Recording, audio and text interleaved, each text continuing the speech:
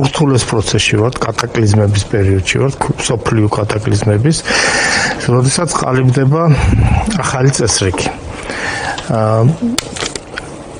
არის გარკვეული აქტორების, მათ შორის რუსეთის ცდილობა, რომ ეს ახალი წესრიგი იყოს მრავალპოლუსური, მულტიპოლუსური და არის ამერიკის ცდილობა, რათა ეს გახადოს ბიპოლარული. ანუ ორი ჩინეთი ამერიკის პოლუსებად წარმოჩენის თვალსაზრისით. აქ არის ერთი მნიშვნელოვანი კიდევ ფაქტორი, რაც ძალიან დიდი მეც მაძლევს, ეს არის ის ბოთლიდან გამოშვებული ჯინი, როგორც არის გერმანია, იგივე იაპონია, რომლებმაც რუსეთის მიერ გამოშვებული ჯინებზე საუბრობ, რომლებმაც სრულად გადახედეს თავის უსაფრთხოების სისტემას. სრულად გადახედეს ზოგადად თავის როლს მსოფლიო წესრიგის დამყარების საკითხებში. და რა თქმა უნდა, ეს იგულისხმება მათ გაძლიერებასაც. გერმანიამ პირდაპირ განაცხადა, ხო, მერცის მიერ განცხადებული, რომ გერმანია იღებს თავის თავზე ვალდებულებას, რომ ყავდეს ევროპაში ყველაზე შეძლიერე შეერაღებული ძალები. ახლა გერმანიას რა შეუძლია იგივე იაპონიას რა შეუძლია, ჩემს კარგად მოგეხსენებათ ეს. ბრუნდება გერმანია მაინც ქვესებთ ესე ვიტყვი პოსტ მეორე მსოფლიო ომის აი ეს მძლავრი გერმანია პოსტ ხაზს რომელიც ევროპაში დომინანტი იყო ალბათ საფრანგეთთან ერთად ბრიტანეთთან და საფრანგეთთან ერთად ბრუნდება ის გერმანია რომელიც თითქოს აღარ გვახსოვდა იმიტომ რომ განსაკუთრებით მერკელის შრიოდერის და მერკელის პერიოდში მერკელი ფრონტიხანი იყო ბევრად ხო გერმანია თითქოს მინავლებული უკანა პლანზე გადასული ქვეყანა იყო დარწმუნებული იყო გერმანიაზე და მერკელის პერიოდში რომელ პერიოდში თქვენ დახსენეთ დარწმუნებული იყო რომ აი ეს რუსეთთან ვაჭრობა რუსეთთან კარგი ურთიერთობა იყო იმის გარანტია რომ რუსეთის აგრესიული პოლიტიკა არ იქნებოდა გაფართოებული შესაბამისად აი ეს თქვენ მართალი ვძანთ აი ბრუნდება თავისი შესაძლებლობებს მე არ ვიძახი ახლა ნუ გავიხსენებ ცუდად ნუც ფაშიზმს და ნუც პირველ მსოფლიო ომს მე ვიძახი მის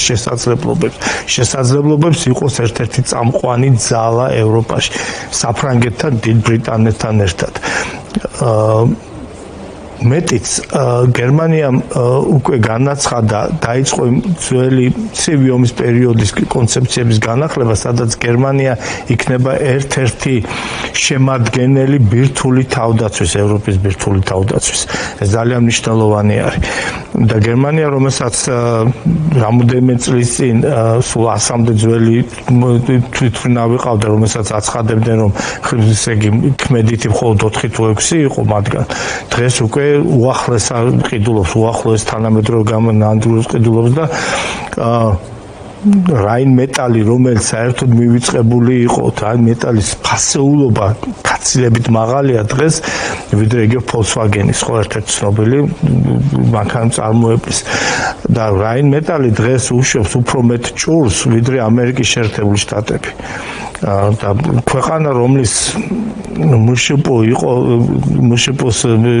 ბიუჯეტი მუშიპოს თავდაცვის ბიუჯეტის შეფარდება მუშიპოსთან იყო 1.2 მილიარდი ეხლა 5-ია და 5-მდე არის და ასე შემდეგ და ასე მე ვიძახი მხოლოდ გერმანიაზე მაგრამ ამას დავუმატეთ ბრიტანეთის გამოგვიძება ამას დავუმატეთ საფრანგეთის ძალიან აქტიური როლი ზოგადად და ეს გვაძლევს იმის იმეს სამკუთხედულმა სახელმწიფოება ვინც ის და მთელმა ევროკავშირმა ხმალაღლა თქვა შეიძლება იმიტომ რომ ხა იქ არის სახელმწიფოები რომელთა გამოგვიძებას პრინციპული მნიშვნელობა არ აქვს მაგრამ სოფლიო მაინც გადაიაზრა გვიან თუნდაც რა ეგზისტენციური საფრთხეების წინაშე შეიძლება აღმოჩნდეს უკვე არის იმიტომ რომ უკრაინაში რაც მიმდინარეობს უკრაინასთან დაკავშირებით გენერალო ამ 4 წლის წინ 4.5 წლის წინ არწმუნებული ვარ ჩვენ შევხვდით კიდევ ერთმანეთს არ მახსოვს ზუსტად თუ ვისაუბრია აუცილებლად თქვენ პროფესიონალი კაცი და მე გულშემატკივარი კაცი ვითხოვდით ამგვარ რამეს რომ უკრაინა არ დამარცხდება უკრაინა არ მარცხდება სტრატეგიულად გამარჯვებულია იმიტომ რომ უკრაინა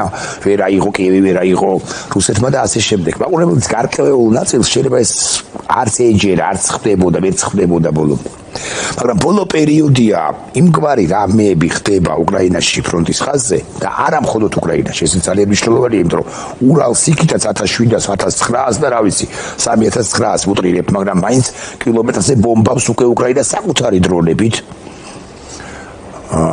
რუსეთის ფედერაციას. ხომ არ დადგა დრო რომ შევაპაროთ სიტყვა ამგვარი მეც და თქვენს, ანუ თქვა რომ ტაქტიკურ დონეზეც იმარჯვებს უკრაინა. არა მხოლოდ სტრატეგიულად, არამედ ტაქტიკურ დონეზეც. აბსოლუტურად გეთანხმებით, ტაქტიკურ დონეზე არის ფაქტიურად გაყინული ფრონტის ხაზი. უკვე ანეკდოტების დონეზეა ხო მალაეტო კბაჩკა, სოფელი, რომელსაც 1500 დღეზე მეტი ვერ ცდილობს რუსეთმა აიღოს. საშუალო მისი დამცველები ცალკეული 191 ცალკეულ ბრიგადას გადასცეს სამახსოვრო სიგელი, რომ რეკორდებში შევიდა. ხო, ყველა დროის რეკორდებში იქნა. ხო, იმიტომ რომ კართაგენი 1000 დღე იყო ბლოკადა, ლენინგრადის ბლოკადა 812 დღე იყო და ამ სოფელსაც კი ვერ იყო. მალაეტო კბაჩკა პატარა სოფელია პატარა დასახლებული პუნქტი. ამ დროს აი ეს დარტყმები, რომელიც უმოწყალო, არახუმანური დარტყმები, რომელსაც ახორციელებს რუსეთი, სწორედ მისი სისუსტის დამადასტურებელია, რაც მის აი გამწარებაზე დამახასიათებელია ზოგადად აი რუსეთ ხელმძღვანელობისაც ესეთი გამწარება, სუბიექტური გამწარება, პიროვნული გამწარება, ხო, ამ წარუმატებლობაზე, რასაც დღეს ვხედავთ, აი იგივე კიევზე დარტყმებზე, იმ მუხარებზე და ასე შემდეგ და ასე შემდეგ. ეხლა რა რუსეთს ახალი ვერაფერი ბოლო 3 წელიწადია ახალი ვერაფერი შემოაქვს ფრონტის ხაზზე. ვერაფერი ტექნოლოგიურად, ტექნიკურად ახალს ვერ დამისახელებს ვერავინ სიახლეს, რომელიც რუსეთმა შემოიტანს. ნახოთ უკრაინა. ყოველ 3 თვეში ერთხელ ხდება ნოვაციური გარღვევა. რა თქმა უნდა არა ვართ ისე გულუყვილები, რომ უკრაინის უკან დგას 500 მილიონიანი ევრო, რომელიც ეხმარება მაქსიმალურად ცდილობს რომ დაეხმაროს. ეხლა მაგ ჩვენ მეტი გვინდა, მაგრამ ეს ყველაფერი დამოკიდებულია ელემენტარულად შესაძლებლობებზე, ასე ბიუროკრატიაზე და მაგრამ მე მინდა გავიხსენო თლად მაისის მიწურული არის ხო მარტის დასაწყისი იყო, როდესაც იგივე გერმანიიდან ელაპარაკებოდნენ 200 თუ 500 ჩაფხუტზე და 500 ჩაფხუტიდან მივედით მილიონობით დრონამდე, ასე ვიტყვი ამ 4 წელიწადში. ბრძანეთ მოდის. არა მარტო იგივე რაინმეტალი უკრაინაში იწყებს წარმოების დახმარებას.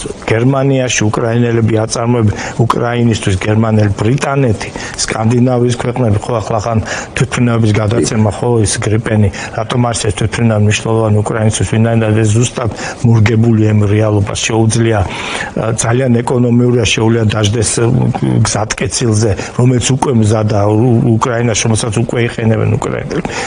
ასე შემდეგ და ანუ ამას დაუმატეთ უკრაინელების მიღწევები.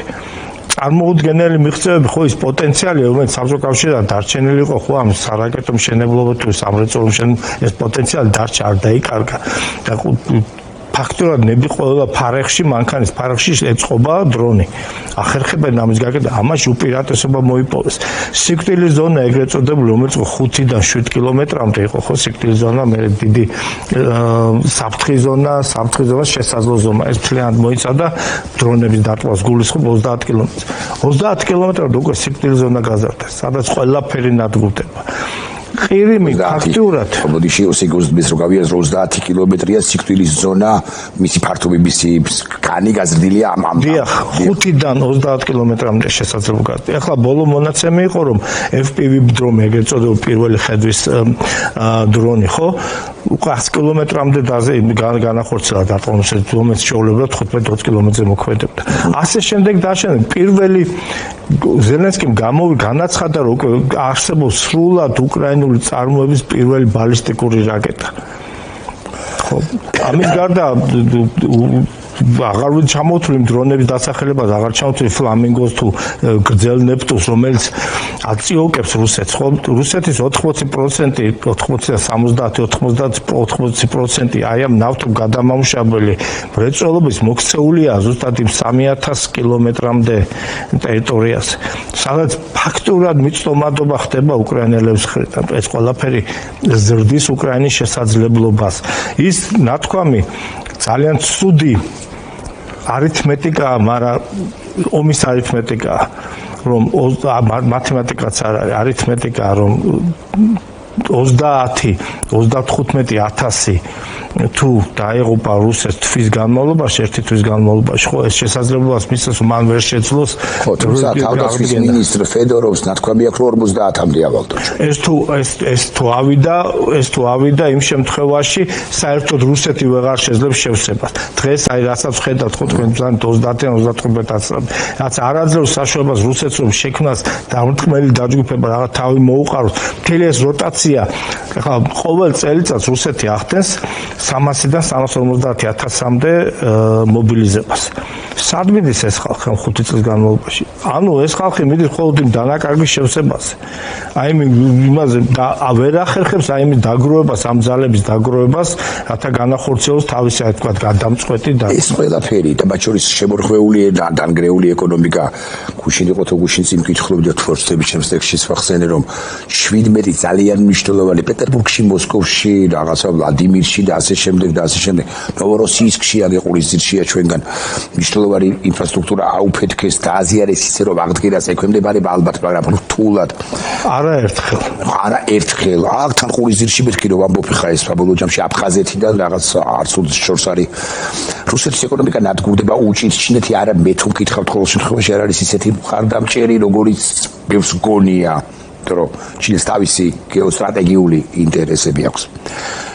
ცოტა პოლიტიკური შინაარსის კი არის ეს კითხვა და ესეთი პროგნოზისზე ორიენტირებული, მაგრამ მაინც შეიძლება თუ არა რომ პუტინს ტახტადაც კი დაუჭდეს. ანუ მმართველის ტახტი, იმიტომ რომ ეს რამდენადაც მე ვიცი და ვკითხულობ, ხო ეს შიდა უკმაყოფილება, რომ SVO ვერ ჩაატარა 4 წელიწად ნახევარია რეგიონები უბედურდება. არ არის რეგიონი ემაყურებელს უთქვი, სადაც დასრული მამაკაცების ეს არ არის პატარა რიცხვი. 5-7% მაინც არ არის დაღუპული. აი 18-დან არ ვიცი რომ პირობ 50 წლამდე. ხო, 60 წლამდე თუნდაც. მე მგონი ბევრს ვიძახი, მაგრამ მაინც 5%, 7%, ხო, მოსახლეობის 7 მარტო მამაკაცების კერაში მოსახლე. ანუ ის ნახევარზე უნდა გაყო, მე კიდე ახლა ბავშვები მოხუცები უნდა გამოხშინო და ხვდებით რა მდგომარეობს. არის რეგიონები, სადაც 10%-ია დაღუპული. დასრული მამაკაცების.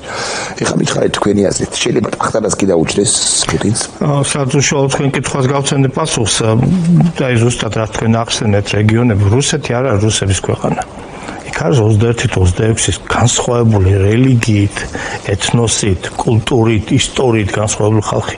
ეს დანაკარგი ზუსტად ძირითადად მაინც აი ამ რეგიონებზე მოდის. და ძალიან მტკივნეულია და მტკივნეულად გაწევა უკვე ხალხის განწყობაზე ზოგადად აი ამ დიდი რუსეთის მიმართ. და მეორე კიდევ ერთი საინტერესო ფაქტი, რუსეთმა გამოაცხადა 18-35 წლამდე ქალების რეკრუტირება. აი ოპერატორება და არ ყოფნით ელემენტარულ ფიზიკურად არ ყოფნით. პირველად ხდება რომ ფრონტის ხაზზე ოპერატორები უფრო მეტი იღუპება ვიდრე ქვეითები. იმიტომ მათზე პირდაპირ ნადირობა მიმდინარეობს და ასე შემდეგ გაშემთ. ეხლა უშუალოდ მე კითხავს მოდი ოპერატორი გენერალობით ხაით ოპერატორი ისრიას არა დრონის ოპერატორი დრონის მმართველი რომელსაც საგანგებოდ მათზე ნადირობა დადგენა, საიდან ხდება მართვა, გადაჭერა ამის და ასე შემდეგ თვალთვალ შესაბამისად. ეხლა დაუბრუნდეთ ისე რა თქვენ დასმულ კითხვას გავხსენოთ მოდით ისტორია რა. სამი პირობა რომელიც ხდებოდა, რომელიც ეწყობოდა ერთმანეთს, ეს იყო და რომელიც ახდენდა რუსეთში აი დიდ გამოტრიალებას იყო წარუმატებელი ომი, ხელისუფლების ცვლა და მოსახლეობაში სოციალური სიდუხჭირე.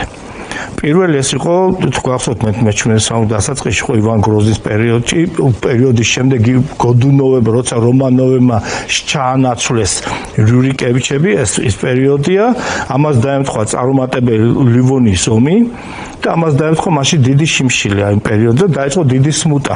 გახსოვთ ხო ეს ბოლოტნიკოვის აჯანყება, იმის აჯანყება, ომი პოლონეთთან, ომი შვედეთთან და ასე შემდეგ. სადაც ყველას ებრძოდა. შემდეგი მსგავსი მაგრამ მხოლოდ ორი ფაქტორით იყო 1905 წლის რევოლუცია. წარუმატებელი ომი იაპონიასთან, სოციალური დაძაბულობა, მაგრამ არ იყო ხელისუფლების სრულების კომპონენტი. მაგრამ 17-ში ეს მოხდა.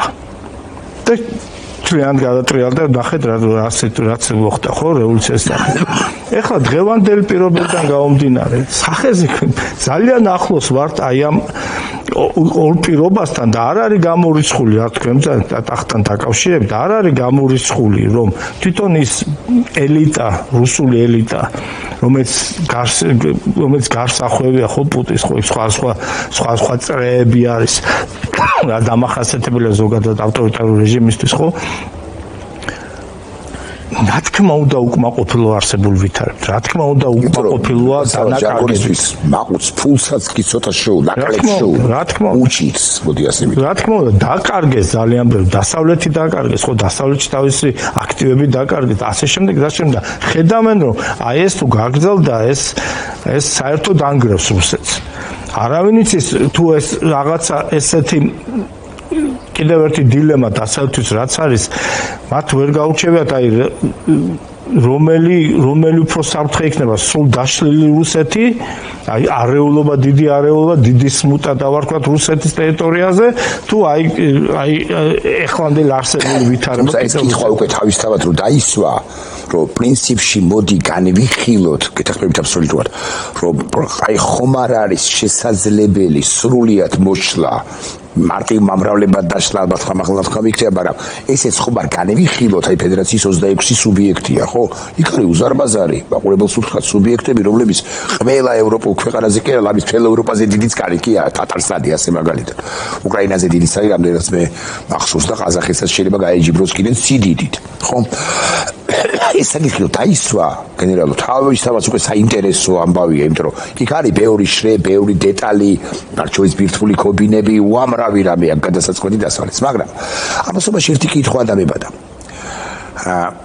ბოლო პერიოდი ახსენებულ დასავლურ მედიაში სულ უფრო ხშირად ისმის არ მინდა ვთქვა რომ შიშნარევი აქცენტებია დასმული მეთქი მაგრამ მაინც ამ ტერმინს თითქოს ეპარებიან თითქოს უფრო ხშირად ხმარობენ დაჭრილი დათვი არის თუ არა საშიში დაჭრილი ის დათვი რუსეთი რომელიც ხელფეხს უმისამართოდ იქნებს მე შორსა ვარ იმაზრისაგან გულახდილად გეტყვით ჩემი პოზიცია რომ რუსეთი შეძლებს კონვენციური სახმელეთო ოპერაციის დაწყებას ასე მაგალითად თუნდაც ესტონეთის ლუკასავად ლიტვის პოლონეთის სუვალკის დერეფნის კალინინგრადის მიმართულებით მით უფრო რაღაც შუაგულ ევროპაში და მაგრამ რა ადეკვატური არის რა შეიძლება არა სახმელეთო ოპერაციით მაგრამ დრონი კი არა რაკეტაც კი ისროლოს და ამაზე როგორი პასუხი შეიძლება ჰქონდეს დასავლეთს პროპორციული არაპროპორციული ადეკვატური არაადეკვატური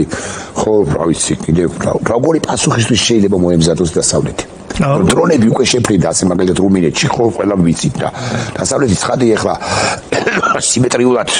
ასიმეტრიულად მithumeles ვერ უპასუხებს ახლა ბომბს ვერ ესხის პირდაპირ მნიშვნელობით მოსკოვს რო გავამართივო საუბარი მაგრამ ეს გამოწვევები არის ერთხელ თუ შეფრინდა შეფრინდება 27 ჯერაც ნუ გამოვრიცხავ აბსოლუტურად გეთახმები და მე სადაც მქონდა იმ წრეებთან შეხვედრები ხო ნუ ეს კონფერენცია იყო თუ სამეცნიერო წრეებთან შეხვედრა და ძალიან აქტიურად განიხილავენ და თვლიან ერთ-ერთი საფრთხე გამოწვევა არსებობს ის რომ რუსეთი აქ არა საუბარი იზამს თუ არა აი რა თქვენ ჩამოთვალთ ხო ზემოქმედებას ჰიბრიდულ ზემოქმედებას დივერსიებს აი ესეთ მუდმივი დაძაბულობის შექმნას და ასე შემდეგ ამაზე არა საუბარი არის როდის იზამს და რა ფორმით იზამს აქ აღარა საუბარი იზამს თუ არა აი ამისთვის მიდის აი თუკი ბოლო გადავხედავთ იმ სწავლებებს რომელიც მიმდინარეობს ნატოს ეგიდით ხო ან დასავლეთ ევროპაში ხო ევროპის ქვეყნებში ყველა მიდის აი ზუსტად ამ ეგიდით ყველა ის გაძლიერება ის უკრაინის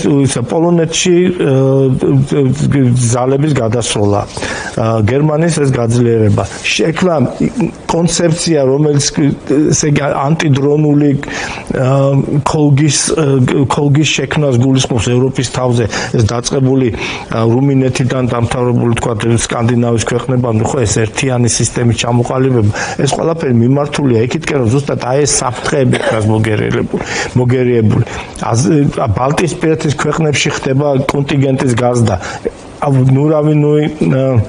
არავის არ აქვს იმის ილუზია, რომ ერთი ბატალიონი თუ ერთი ბრიგადა რომელსაც გააძლიერებ, თქვა ბალტიის რომელიმე ქვეყანას ეს მას კონვენციური ომის შემთხვევაში რუსეთთან ეს იქნება სრულად საკმარისი, მაგრამ ის რომ ის საფრთხეები, რომელიც შესაძლებელია წარმოიშვას, გარკვეულწილად იმ რისკებთან ბრძოლის საშუალებები ეს არის. ამდენად ძალიან მნიშვნელოვანია ის გამოცდილება, რომელსაც უკრაინელები უზიარებენ. ხო, უკუ ეფექტი ხდება, უკრაინელები უზიარებენ გამოცდილებას დრონების წინააღმდეგ ბრძოლით. შაჰედების, წარმოიდგინეთ, შაჰედების 92%-ის ჩამოგდება სახერხებენ უკრაინელები. გაზარდეს ეს მისი ზემოქმედების შესაძლებლობა. უბედურება ისაა, რომ ძალიან ბევრს უშვებენ და ეხლა 100-დან თუ 90 ჩამოვარ და 10 მაინც ეცემა და იგივე ადამიანს იკლავს და იგივე რაღაცას ანგრევს. ერთადერთი რაც ეხლა ყველაზე მეტად უჭირს უკრაინას, ესე რაკეტ საწინააღმდეგო დაგდების საშუალება, პატრიოტების პრობლემა, რომელსაც არა მარტო უკრაინას, ევროპასაც ეს პრობლემა აქვს და ევროპასთვისაც იყო ეს არის.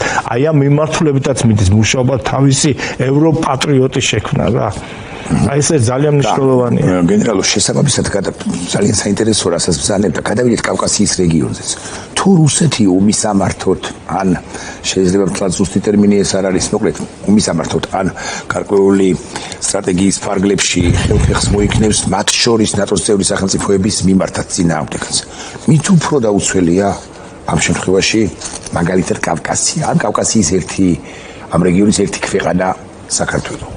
მე ამ ჩემს შესავალს რომელსაც თქვენს უსმენდით, მე განვავითარე ეს აზრი, რომელსაც მგონია თქვენს დაეთანხმებით და ბევრი გაიზიარებს, რომ არ არის ხადი ეს ჩემი აზრი მხოლოდ, ხო?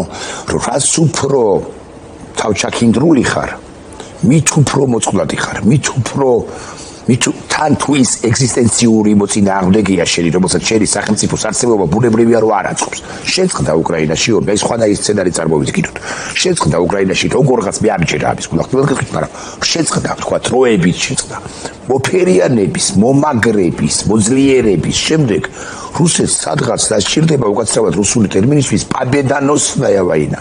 და ეს საქართველო, რომელიც წინააღმდეგობას არ გაუწევს და ვერც ამ პირობებში შეიძლება იყოს იონი მოსანადირებელი. ამ შემთხვევაში ის კი არ იქნება ლაპარაკი მარტო რაღაც ერთ რეგიონზე პირობითად, ხო, არეულობაზე სადმე, კურსის შეცვლას, საერთოდ ქვეყნის გაუქმებამდე შეიძლება მივიდეს საქმე. ხო არ ვწდები ამ ჩემს დრამატულ პროგნოზებში. არა, ნებისმიერი სცენარში უნდა იყოს განხილული, რა თქმა უნდა.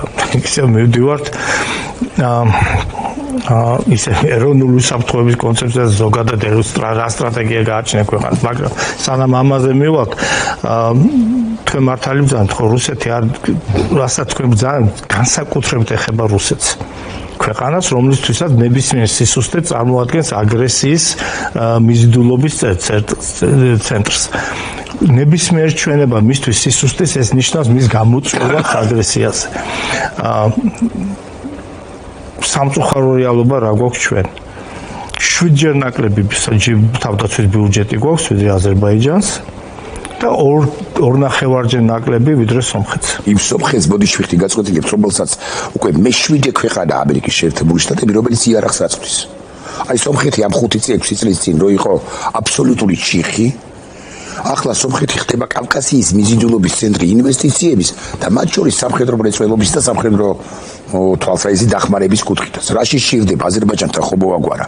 იმიტომ შირდება პატიცებულ მაყურებელს ვეთქვი თქვენის დებათვით, რომ თუნდაც 1% არსებობდეს. არა აზერბაიჯანთან, არამედ რუსეთთან რაღაც გარკვეული შეპირისპირებისა, სომხეთი 1% კენკილა. სომხეთი უნდა იყოს მზად მოგერიებისათვის, შეკავებისათვის, გარკვეული პერიოდის გაძლებისათვის და ასე შემდეგ. ბოდის ვიხდი რომ ჩაარჩა. არა, მართალ ბრძანდებით აბსოლუტურად თან წარმოიდგინეთ, რომ აზერბაიჯანმა ყარაბაღი უკვე დაიბრუნა. სომხეთმა ყარაბაღი უკვე დაკარგა. წესით რა ომისთვის უნდა ემზადებოდეს? რაც თქვენ ბრძანეთ, ზუსტად იმისთვის. აძლევს თავის სახელმწიფოებრივ დაცულობას. ანუ პრინციპი ხო შეიარაღებული მშვიდობა, ეს პრინციპი რა თქმა უნდა საქართველოს უნდა ვრცელდებოდეს. ახლა მე არავის არ ვედრები. ჩვენ ოკუპირებული ტერიტორიები დაგვჭე კიდევ. ჩვენ არა ვართ არაფერს ღმერთმა დაგვიფაროს ეს ტერიტორიები დაიკავოს, მაგრამ ეს ტერიტორიები რეალობაში გვაქვს და ჩვენ რუსეთთან არა გვაქვს სამშვიდობო ხელშეკრულება, ჩვენ გვაქვს ცეცხლის შეწყვეტის ხელშეკრულება რუსეთთან. რუსეთი ოკუპანტია დღესაც. ეს ტერიტორიებია და კიდევ როცა საუბრობთ აი თქვენ ძალიან და რუსეთის ზემოქმედება და ასე შემდეგ. დღეს როდესაც ეკონომისტები საუბრობენ იმ დერეფნის შესაძლებლობაზე, იმ ქსელის შესაძლებლობაზე, ეს ენერგეტიკული ქსელის, ენერგეტიკული კვანძების, ჰაბების შესაძლებლობაზე. ეროვნული უსაფრთხოების კუთხით ეს არის საფრთხე. ეს არის სამიზნეს პოტენციური მოწინააღმდეგის და არ არის აუცილებელი იმან განახორციელოს მაინდამაინც კონვენციული შემოწა ტანკებით თვითმფრინავით. თუ კი მოხდა აი ამ შენ მნიშვნელოვან სტრატეგიულ ობიექტებზე ზემოქმედება ეს კიბერ იქნება, დივერსიული იქნება, ეკონომიკური, პოლიტიკური უკვე შეიძლება ისე დამარცხდე, რომ არც დაჭირდეს მასალებს იმას რომ ეს არ გააკეთო. ხო, ეს უნდა გააკეთო, აი ტრიპზე რო ლაპარაკობთ, მაგალითად ამერიკის შეერთებული შტატები რო ელაპარაკება სომხეთსა და აზერბაიჯანს განხორციელებს ამ პროექტს, იქ უსაფრთხოების კომპონენტები, როგორც ეს მაინც ჯარისკაც კი არ ნიშნავს ამ მთელი რაღაც პერიმეტრის გასწვრივ, ხო? უსაფრთხოების კომპონენტების მათ შორის, აი რაღაც კიბერ უსაფრთხოების ბევრი რამ იქნება გათვალისწინებული და უკვე გათვალისწინებულია იმ ხელშეკრულებაში, რომელიც ამერიკელებთან ერთად სტრატეგიული თანამშრომლობის ხელშეკრულება დაიდო სამხედრო შესყიდვებიდან დაწყებული უსაფრთხოების ინფორმაციის გაცვლის დამთავრებული. ჩვენ კიდევ არ ვიცით კიდევ რა სიღრმეები და რა დამატებითი დოკუმენტები შეთანხმებები იქნა მიღწეული, ხო? ჩვენ ეს გავიარეთ, ჩვენ გქონდა შეიძლება ესეთი კარგიც არა, როგორც ეხლა სომხეთს, მაგრამ ჩვენ გქონდა ეს ურთიერთობა, ჩვენ გქონდა ეს ინფორმაციის გაცვლის შესაძლებლობა, სადაზვერვო ინფორმაციის გაცვლის წვრთნები, რომელიც ტარდებოდა ხო ამ საქართველოში. ეხლაც ტარდება მეთქი რო გითხრათ. ეხლა ამ სორახლის წინ 1000 ამერიკელი ჯარისკაცი მონაწილეობდა. არა, არ სწორად არის ინფორმაცია. ესე იგი ეს გაჟღერდა ჩვენთან. თქვენც როგორ წამოგდეთ, 1000 ამერიკელი სამხედრო ჩამოვიდა საქართველოში, რამდენი თვითმფრინავი, რამდენი ჰერკულესი უნდა დაждდეს საქართველოში. შარშარხო იყო 6-7. ეს მეოთხეჯერ ტარდება ეს წვრთნები საქართველოში. მეოთხეჯერ ეს არის ტროიან ფუტპრინტ, ესეთი არის ტროიას ნაკვალევი. მაგრამ საქმე იმაშია, რომ ეს 4 ქვეყანაში ერთდროულად ტარდება. წამყვანი ქვეყნებია რუმინეთი და საბერძნეთი და მონაწილე ანუ რეგიონალური ქვეყნებია საქართველო და ჩრდილოეთ მაკედონია. ანუ ეს ხალხი რაც ჩამოთვალეთ ეს 1000 სპეციალური დანიშნულების სამხედრო, ამერიკელი სამხედრო, ეს წარმოიდგინეთ ეს არის თელავის სწავლებაში ჩართული და არა მხოლოდ ის ვინც ველზე არის. ძალიან კარგი, ნეტა მეტი იყოს. ეს ალბათ ნეტა 3000 კაცი იყოს წასულ და მე ის პერიოდიც მახსოვს, როცა რესპუბლიკის დღეს ამერიკული ჯავშან ტექნიკა ედგა და ბრიტანელები, ამერიკელები, პოლონელები ჩვენ სამხედროებთან ერთად იდგნენ იქა და ულოცავდნენ ახალ წოვლებს აი ამ ფიცის მიღება და შემდეგ მარშირებით გადიოდა. ბრიტანული ორკესტრები უკრავდა და რაღაც, ხო? ესეც მახსოვს. ეს იყო ერთ-ერთი კიდე რა თქვენ ბრძანეთ, ხო? რა თქმა უნდა, პირიქით თუ ქვეყანას განვითარება უნდა მე უნდა განავითარო თავის შესაძლებლობები ეს ეკონომიკური, მაგრამ თუმცა ძალებსაც ის რაც თქვენ და ასახელეთ ბრიტანელები მეც გამახსენდა სიმართლე გითხრათ ხა 26 მაისს ბრიტანელების და ამერიკელების და ეს ეხლა გავიაზრე რომ წელს არ ყოფილად და მგონი არ ჩარშან ხო და მაგრამ ამავდროულად შეერაღებულ ძალებს და მე ველაპარაკები თავდაცვის ძალების ყოფილ ხელმძღვანელს გენერალ კაპანაძეს მარტო ცერემონიული ხასიათი არ უნდა გქონდეს და არ უნდა გქონდეს ის მისია დაკისრებული რომელიც ესე ხაშღებულადაც არის ეს მისია მაგრამ აი ხო რომელ მისიასაც ესე კონცეპტუალურად აკისრებს ეს ხელისუფლება. ბოდიში გენერალ ერთი კითხვა. 4 დღის წინ არა, 3-4 დღის წინ მე-4ჯერ ან მე-17ჯერ მიჩხუბერთ ჩემს მეგობართან, რომელიც მეუბნება რომ იცი რა არის კითხე შენს ნაცნობ მეგობარ ახლობელ სამხედროებს. არ დაუსახელები ხართ, მაგრამ აგეგე კითხებით. რამდენად ძლიერია ის იგიუმრის ბაზა? სომხეთში არსებული. იგიუმრის ბაზიდან რო განახორციელონ შეტევა ერევანზე მაგალითად, ან პირობითად რაღაც ცხინვალის ბაზიდან თბილისის მიმართულებით არ ვიცი რამდენად ისტორია 24 საათში მოგვანგრევენ. მე ვიწყებ ჭუბს და პასუხობ რომ არა, თუ შენ გაქვს წინააღმდეგობის უნარი, არ სომხებს აქვს წინააღმდეგობა. გიუმრის ბაზა რომელიც ძნელად თუ მარაგდება საერთოდ, თუ მომარაგება ხდება, ძნელად მარაგდება. საჰაერო გზით, მას ხო ვერაფერი წარმოებით გერია. საქართველოში არსებული ბაზების მომარაგება ალბათ უფრო უიოლდება რუსეთს, მაგრამ ეგრე ფლატაც არ არის, იმიტომ რომ იქ უკრაინაშიც უკრაინაში თავისი რესურსი უნდა გადაისროლოს, როგორც ადამიანური, ისე სამხედრო. მოკლედ, ჩემი კონტრარგუმენტი ეს არის. აგებ გეკითხები ხა, მეგობარი გიყურებს თუ არა ვიცი, მაგრამ გეკითხებით რა მდგომარეობაა რუსებს, რამდენად აქვს სერიოზული ბაზები კონვერციული ომის წარღვევისთვის? არა, ეს არის წარმოიდგინეთ, რომ ეს არის გიუმრის ბაზა, ნებისმიერ მეოთხე, მეექვსე ბაზები საქართველოს მეცადა და გიუმრის ბაზა არის დაახლოებით ბრიგადა პლუსით დანაყოფის შემადგენლობით. ხო, 3000 კაცამდე საუკეთესო პერიოდში. ეხლა ძალიან დიდი ნაწილი მათგან ჩანაცვლებული ახალწოულებით, ვინაიდან კონტრაქტორები გადაყვანილი მიყავთ ფრონტის ხაზზე. და ესე შეიარაღებაც გარკვეულწილად გადატანილია იქ. რა თქმა უნდა, უკრაინა ძალიან დიდ შვებას გვაძლევს იგივე ჩვენ ამ რესპუბლიკებს. თუმცა მათ ეს გარკვეული ძალები გააჩნიათ. გიუმრისგან განსხვავებით, საქართველოს უფრო მძიმე მდგომარეობაში ვარ ჩვენ საფრთხის მიხედვით, ვინაიდან მათ როგორც თქვენ ვთქვით, მათი გაძლიერება უფრო სწრაფად შესაძლებელია მოხდეს. ეხლა კიდევ ერთხელ ვიმეორებ, რომ რატო შემტკივა გული მე კიდევ თუ შენ არ ახარ ძლიერი აძლევ საბაბს მეორე მხარეს, რომ საერთოდ პროვოკაციებამდე დაიყვანოს ეს სულ დიდი ომი არ გამოგიცხადოს, ხო? გარკვეული პროვოკაციები თან სხვისი ხელით განახორციელოს ეს პროვოკაციები. სხვისი დროში, ეგრეთ წოდებული სხვისი დროშით, ხო? გიუმრის ბაზა, ახლა სომხეთზე ვსაუბრობთ, 5 კორპუსი ყავთ. 5 საარმიო კორპუსი ყავთ და კიდევ ცენტრალურ დაქვემდებარებაში 68000-მდეა თვალსები შეიარაღებული ძალები. ჩათვალე საქართველოზე ორჯერ მეტი. შეიარაღებული ძალები ყავს სომხეთს. ეხლა სომხეთს მე ჩვენზე გაცილებით პატარა ქვეყანაა. ჩვენ გაცილებით როგორ 3 მილიონიანი ქვეყანა, იქიდან ძალიან დიდი ემიგრაცია. მაგალითად რუსეთში 2 მილიონი სომეხია ხო დაახლოებით. მაგრამ ყავს ეს ქვეყანა, იმიტომ სჭირდება და იცის რომ ქვეყანა უნდა იყოს დაცული. ყველა მეთანხმება, ნებისმიერ ქართველს დამეთანხმება საქართველოს ძლიერ ჯარი. ყველა დამეთანხმება, მე ყველგან მithქრა და აი თქვენთან ვიმეორებ, ხაზგასმით ვიმეორებ. ქართველ მებრძოლზე უკეთესი მებრძოლი მე ძალიან იშვიათად უმინახია რა, ძალიან იშვიათად. თვლი რომ ერთ-ერთი ყველაზე საუკეთესო მებრძოლი არის ქართველი მებრძოლი. ამას მარტო მე არ ვიძახ, ამას მთელი ავღანეთიც ამტკიცებდა, ისიც ერაყის ოპერაციას ამტკიცებდა და ყველა ეს უცხოელი სამხედრო სპეციალისტი აღფრთოვანებული იყვნენ ქართველი მებრძოლის შესაძლებლობით.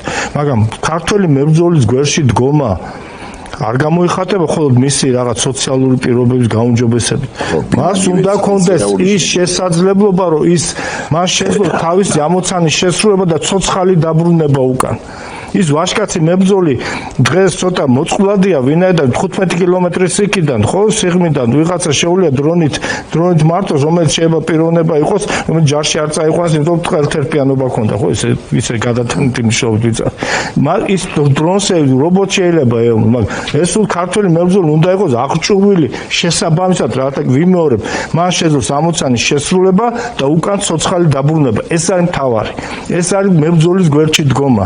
ეს არის მოსახლეობის, ქართული მოსახლეობისთვის უმნიშვნელოვანესო ჩვენ ჯარისკაც გვერდში უნდა დაუდგეთ და გვერდში დაუდგეთ არა მხოლოდ იმიტომ, რომ მისი ბავშვები რაღაცა ნაძვის ხეზე წავიყვანოთ ახალს, არამედ ის უნდა აღჭურვოთ იმ დაგვარად, რომ მისი სიცოცხლის შესაძლებლობა გავზარდოთ და მის მიერ ეფექტიანობა გავზარდოთ მისი. და ასევე აღჭურვოთ, ან ზუსტი სიტყვა იქნება, ყველა მოქალაქეს, აბლიაშვილი ირაკლის, რომელმაც ამასაც ხუმრობდი, რომ მაგალითად არის ისე იარაღის მოხმარება, როგორც ის გენერალმა კაპარაძე, აბლიაშვილმა ირაკლიმ უნდა იცოდეს გენერალ კაპარაძეს ომიანობის, ან კარგი თუ დავარქვეთ, բայց და მაინც ომიანობას საზოგადოება არ დავაფრთხოთ, ხო? რაღაცა პირობებში, რაღაცა უცნაურეს პირობებში, რომელსაც არ გვინდა ცხადია, უნდა ავწდეთ და ყველაფერი გავიგე.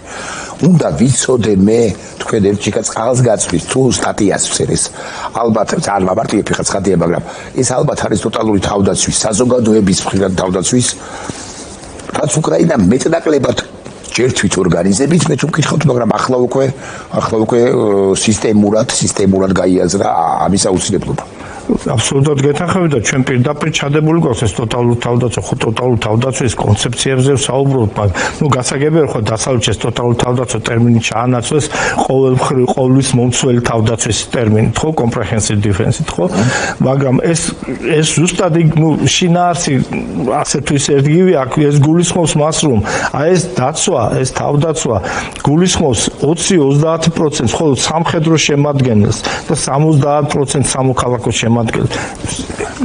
საზოგადოების გრადობას, ქვეყნის ეკონომიკის მედეგობას, ეკონომიკის, შენი დიპლომატიის, შენი პოლიტიკის მედეგობას, ეს ეგრეთ წოდებული რაც არის ხო ეროვნული ძალის ელემენტები და ისე უბრუნდები იმას ასეთ ვითარებაში, ესეთ გეოპოლიტიკურ კატაკლიზმების პირობებში კიდევ ერთხელ ვიძახ, რასაც ჩვენი გუნდი მუდმივად ხას უსვამს, ქვეყანას სჭირდება ეროვნული უსაფრთხოების დოკუმენტი.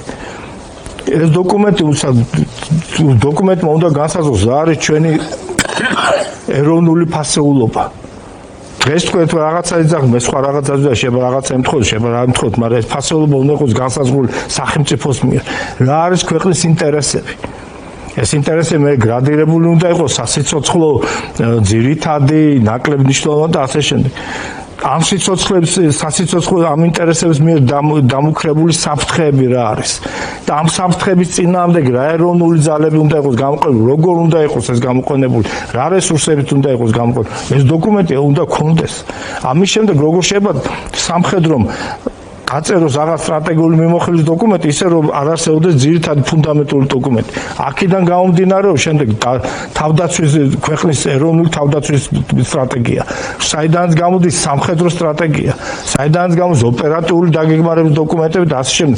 ეს არქიტექტურა ეს დოკუმენტები, რა თქმა უნდა, არ იძლევა იმის გარანტიას, რომ შენ იქნები წარმატებული, მაგრამ მათი არარსებობა გარანტირებულად წარუმატებლობის მომტანი იქნება.